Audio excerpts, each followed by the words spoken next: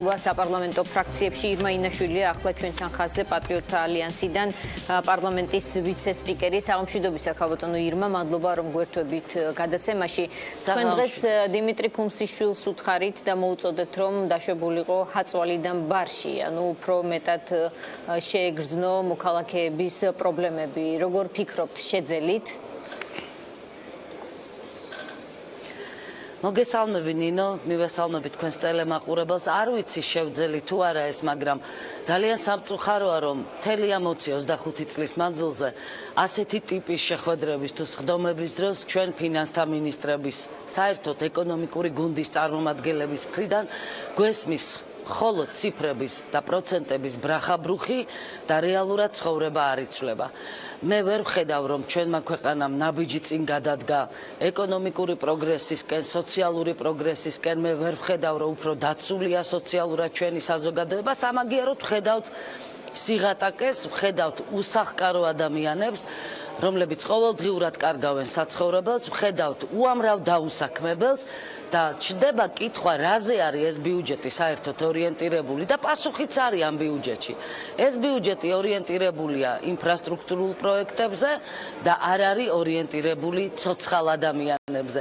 ჩვენ არა ვართ წინააღმდეგი იმისა, რომ ქვეყანაში გზები გაიყვანონ, ხიდები ააშენონ, შენობების ფასადები შეიცვალოს, მაგრამ ცოცხალმა ადამიანებმა უნდა ისარგებლონ ამით და თუ ჩვენ ვერ შევძელით რომ ჩვენი საზოგადოება ფიზიკურად გადავარჩინეთ, მაშინ ვის ჭირდება ეს პროექტები საერთოდ. და მე დღეს მოვიყვანე რამდენიმე მაგალითი და განმარტება ვითხოვე მე მთავრობის ეკონომიკური გუნდისგან და მინდა ვისარგებლო თქვენი ეთერით კიდევ ერთხელ დავსვა ეს საკითხები. აი მაგალითად პირველი 2017 წელს ცნობილია რომ მთავრობა გეგმავს მთლიანი შიდა პროდუქტის ზრდას 4%-ით. ზუსტად იგივე პროგნოზი აქვს სავალუტო ფონდს. ამასთან ინფლაციის ზრდა მთავრობა ასევე 4%-ით აპირებს, სავალუტო ფონდის პროგნოზია 3%. აი არის 1%-იანი სხვაობა, რაც არის ძალიან მნიშვნელოვანი და მინდა ამას ყურადღება მიაქციოთ. ეს 1%, რომელიც საშუალებას მიცემს შემდეგ მთავრობას, რომ ისაუბროს ეკონომიკურ ზრდაზე, სწორედ ის 1% არის.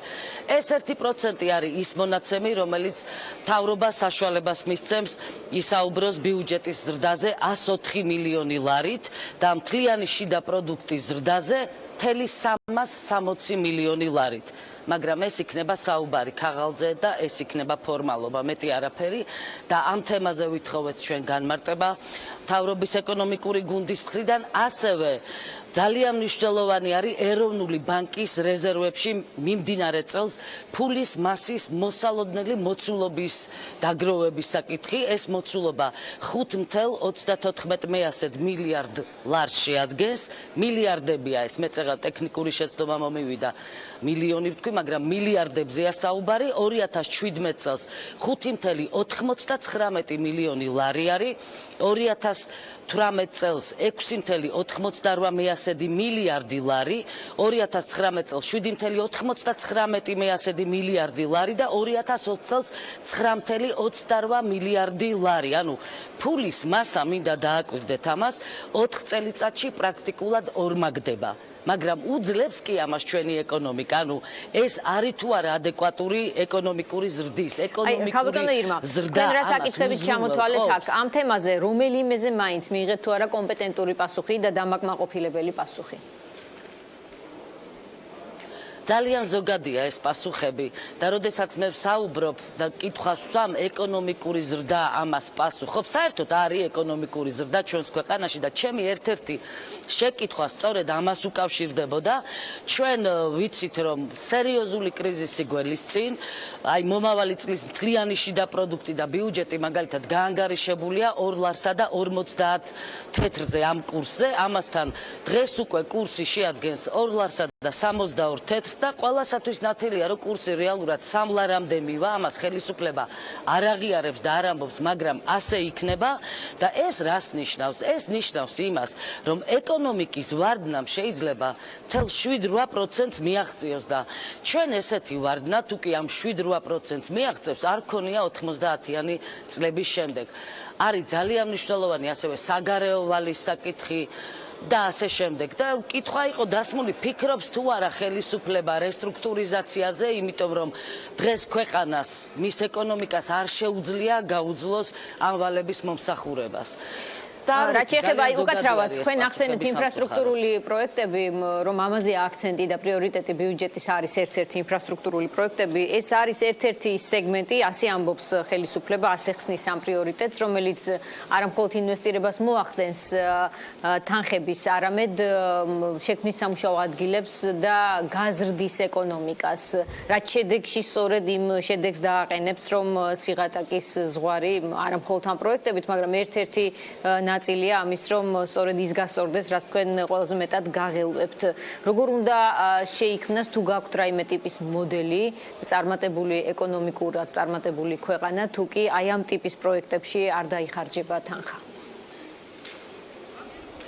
საქმე იმაშია, რომ ჩვენ არა ვართ ინფრასტრუქტურული პროექტების წინააღმდეგი, მაგრამ როდესაც ქვეყანაში არის ესეთი კრიზისი და ეს ლარის კრიზისი ურტყავს თითოეული ჩვენგანის ოჯახს და განსაკუთრებით ხელმოკლე ოჯახებს, მაშინ აი მაგალითად 30 მილიონი არ უნდა იხარჯებოდეს ტურიზმის რეკლამირებაზე. კიდევ ერთხელ მინდა აღვნიშნო, რომ არც ტურიზმის სფეროს პოპულარიზაციის მოწინააღმდეგეები ვართ, მაგრამ ეს 30 მილიონი თავისუფლად შეიძლება დაიხარჯოს ბავშვთა გამოკვებაზე, დედების ფიზიკურ გადარჩენაზე, იმიტომ რომ დედების ძალიან დიდი ნაწილი ასევე შიმშილობის ზღვარზეა და ამ მონაცემს UNICEF-ი აქვეყნებს და ჩვენ პრიორიტეტები უნდა დავსახოთ სწორად და რაც ყველაზე მნიშვნელოვანია, მე ვერ წავიკითხე, რომ ამ ბიუჯეტში ასახულია, როგორ უნდა შეიქმნას ქვეყანაში წვრილი და საშუალო ბიზნესის ფენა, წვრილი მეწარმეობის სტიმულირება, როგორ უნდა მოხდეს. ჩვენ ვისმენთ, რომ უნდა გათავისუფლდეს მოგების გადასახადისაგან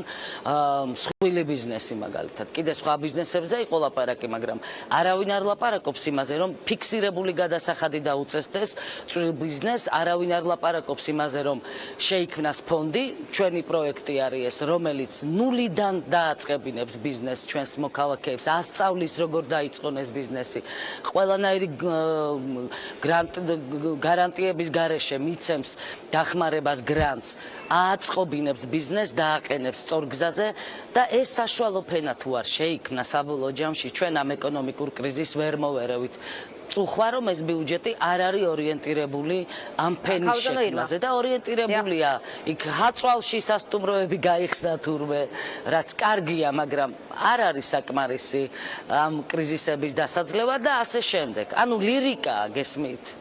რაც შეეხება თქვენი კრიტიკის ნაწილს, პრაქტიკულად ახლა ჩვენ ნაციონალური მოძრაობის წარმომადგენლის მოსაზრებებით მოვისმინეთ ოპოზიციური ძალის და ნაწილობრივ თანხმედრაშია კონკრეტული, თქვათ, წერტილოვანი მიმართულებები, მაგალითად იგივე ინფრასტრუქტურული პროექტების სავარაუდოდ თქვენ ასევე გაბერილად მიგაჩნიათ ადმინისტრაციული ხარჯიც ბიუჯეტში.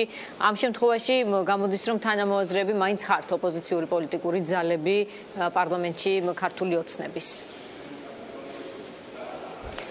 საერთოდ არ მეფიქრია იმაზე, ვარ თუ არა თანამოაზრე ნაციონალური მოძრაობის და არც მაინტერესებს იკვეთება თუ არა ჩემი მოსაზრებები მათ მოსაზრებებთან სადმე. მე ვფიქრობ, რომ დღევანდელი ხელისუფლება არ უნდა წრუობდეს, გესმით? ჩვენ ამ დარბაზშიც წინა სხდომებზე მოვისმინეთ ძალიან დამაიმედებელი განცხადებები, რომ აი ლარის კრიზისი არ შეეხება თურმე სამომხმარებლო ფასების ზრდას და მოქალაქეებს მოუწოდებდნენ სიმშვიდის შენარჩუნებისკენ. გამოვედით ამ დარბაზიდან და 9 საათში გაძვირდა ყველა პროდუქტი. და ეხლა ჩვენ ვამბობთ, რომ აქციზის ზრდაც სწორედ იმას გამოიწვევს, რომ დაარტყავს ჩვეულებრივ ადამიანებს, იმიტომ რომ თუ აქციზი გაიზარდა საწვავზე, გადასახადი შესაბამისად გაიზრდება პურის ფასიც. ეხლა მე არა ვარ ეკონომისტი, არც ეკონომიკის ექსპერტი და არა მაქვს პრეტენზია, რომ სიღრმისეულად ვერ ყვევი ამ თემებში, მაგრამ ის რომ აქციზის ზრდა საწვავზე დაარტყავს სამომხმარებლო ფასებს, მე მგონი პირველი კურსის სტუდენტსაც ესმის ეს. ანუ საბოლოო ჯამში ხელისუფლების ეკონომიკური გუნდის მიერ შემოთავაზებული ეს ანტიკრიზისული პროგრამა არის ძალიან არასაიმედო ჩვენი აზრით და მე ვფიქრობ, რომ ვერ უზრუნველყოფენ ისინი ამ კრიზისის დაძლევას. ქალბატონო ირმა, ვერ მოახერხებენ ამას სამწუხაროდ. აი, სხვა შორის ნაციონალურმა მოძრაობამ დღეს ქუმსიშვილს ასეთი ფორმულირებით კითხა, დაუსვა შეკითხვა, რომ აი რა შეიძლება იყოს ლარისის ნიშნული, რომელიც აიძულებდა, ვთქვათ, მას პირადად როგორც ფინანსთა მინისტრს პასუხისმგებელს გადამდგარიყო თანამდებობიდან. როგორ ფიქრობთ, შეიძლება ასე დადგეს საკითხი, მით უმეტეს თქვენი დათვლით მიგაჩნიათ, რომ სამი არის ის ნიშნული, რომელსაც ლარი მიაღწევს. მე არ გამოურიცხავ, რომ სამ ლარსაც აცდეს ეს, გააჩნია, კიდევ ერთხელ ვამბობ, როგორ შეძლებს ხელისუფლება ამის დარეგულირებას და ვხედავთ, რომ ძალიან უჭირს ხელისუფლებას ამ პროცესის მართვა. გაბედული გადაწყვეტილებების და ინიციატივების განხორციელება, ჩაკეტილი არიან ციფრებში და რაღაცა პროცენტებში და კიდევ ოპტიმისტურად გვარწმუნებენ იმაში, რომ თითქოს ზრდა არის ეკონომიკის. მე დღეს უსმენდი არა ბედკრული და ღატაკი საქართველოს ფინანსთა მინისტრს, არამედ მეგონა რომ უსმენ საფრანგეთის ფინანსთა მინისტრს. აი ისეთი ოპტიმისტური მონაცემები იყო გაჟღერებული ამ დარბაზში. და ჩვენ საქართველოს ფინანსთა მინისტრის მოხსენება გვინდა, რომელიც ამ საზოგადოების ნაწილია.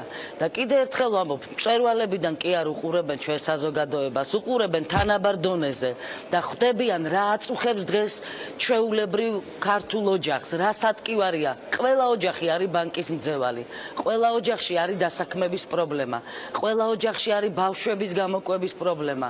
ყველა ოჯახში არის პენსიის პრობლემა და პენსიას იღებს ხალხი და კიდე იბეგრებიან წინასწარ იღებს იმის გამო.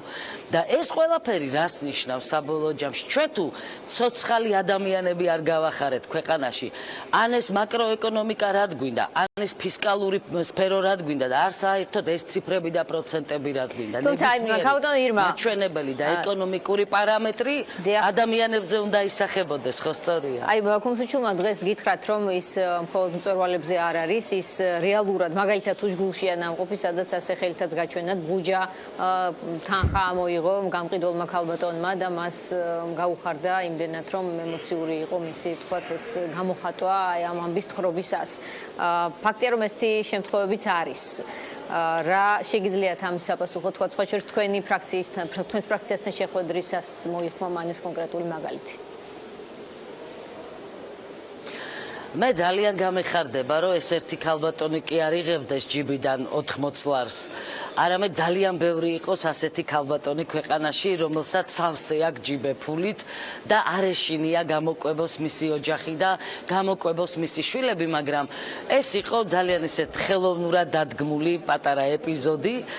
საერთოდ ხელოვნურობა ყველაფერში ცუდი არის რა. ძალიან იწვება ადამიანი, როცა ხელოვნურად რაღაცა ოპტიმისტურ სცენარს დგამს და ის რომ ხაწვალზე სადღაც რომელიღაცა მწვერვალთან ახლოს ფინანსთა მინისტრს შეხვდა ქალბატონი, რომელსაც ჯიბეში 80 ლარი ჰქონდა, ეს ჩვენი ეკონომიკის მდგრადობაზე და სიმყარეზე კი არ მიგვანიშნებს. ეს არის ერთეული შემთხვევები.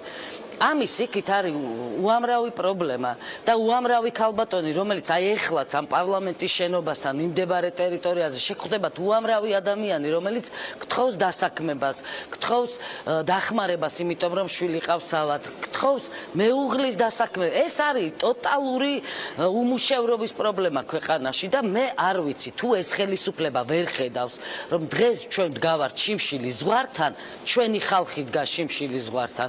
მე არ ვიცი მაშინ რა ხელისუფლებაზე ვლაპარაკობთ ჩვენ და აუცილებლად ვინ თქვა რომ არ დადგება პასუხისმგებლობის საკითხი. პასუხისმგებლობის საკითხი აუცილებლად დადგება, მოვა ამისი დრო და პასუხი უნდა აგონ იმ ადამიანებმა, რომლებმაც იტვირთეს საკუთარ თავზე ამ კრიზისის დაძლევა და რომლებიც ვერ დაძლევენ ამ კრიზისს. და ფინალში ვიდრე დაგემშვიდობებით. არა მარტო ეკონომიკურ გუნდს, პრემიერ კვირიკაშვილსაც.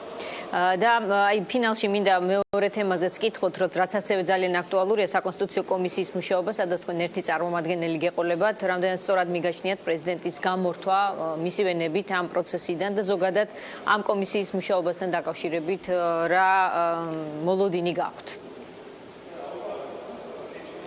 საკონსტიტუციო კომისია უნდა იყოს ფართო სპექტრის შემცველი, ოპოზიციას უნდა კონდეს წარმომადგენლობა ყავდეს საკმაოდ მოცულობითი.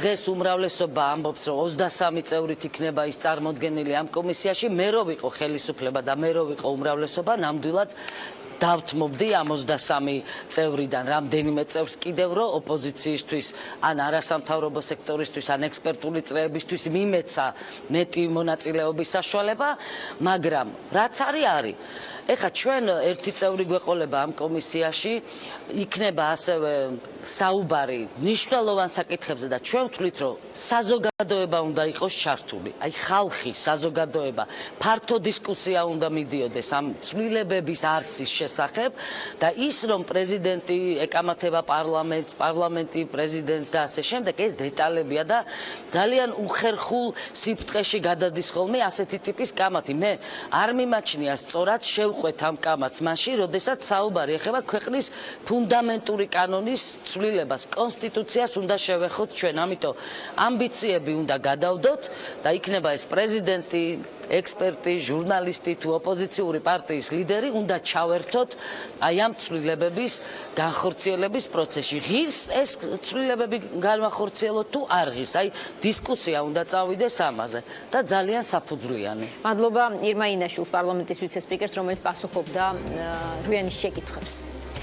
ჩვენ ერთმანეთს შევხვდებით ხვალ 20 საათზე. დღეს კი მადლობა ყურადღებისთვის.